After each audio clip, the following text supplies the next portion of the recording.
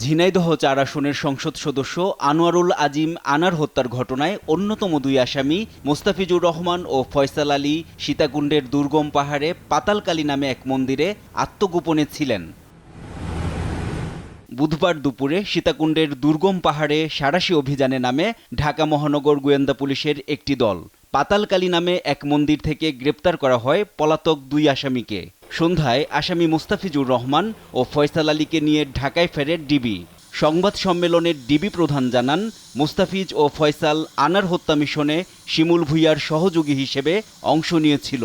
শিমুল ভূঁইয়া ছিল মূল ঘাতক, তারই মূল সহযোগী ছিল আজকে যে দুইজনকে আমরা গ্রেপ্তার করেছি, সে হলো ফয়সাল এবং মুস্তাফিজ। গোয়েন্দা পুলিশ বলছে, হিন্দু ধর্মের অনুসারী পরিচয়ে ছদ্মনামে পাতালকালী মন্দিরে 23 দিন ছিল দুই আসামি। পলাশ রায়, শিমুল রায়, এই নাম ধারণ করে দুজনেই হিন্দু সেজে তারা সেখানে ওই কালী মন্দিরে থাকে। আর রাতের বেলায় ঘুম তারা বলে যে আমরা মাকে বেশি ভালোবাসি, আমরা কালী মন্দির ছাড়া থাকতে পারি না। এই ছদ্মবেশ ধারণ করে তারা এখানে প্রায় 23 দিনের মতো ছিল। ওনাকে গ্রেপ্তারের জন্য কিন্তু আমরা অলরেডি আমাদের টিম নিয়ে আমরা আমেরিকান এম্বাসিতে আমরা কথা বলেছি। আমরা এনসিবির মাধ্যমে ইন্টারপোলকে আমরা চিঠি দিয়েছি।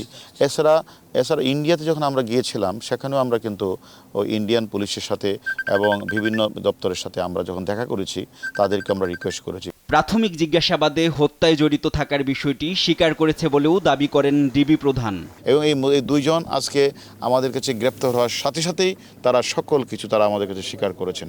12 মে ভারতে চিকিৎসায় গিয়ে নিখোঁজ হন ঝিনাইদহ ৪ আসনের সংসদ সদস্য আনোয়ারুল আজিম আনার।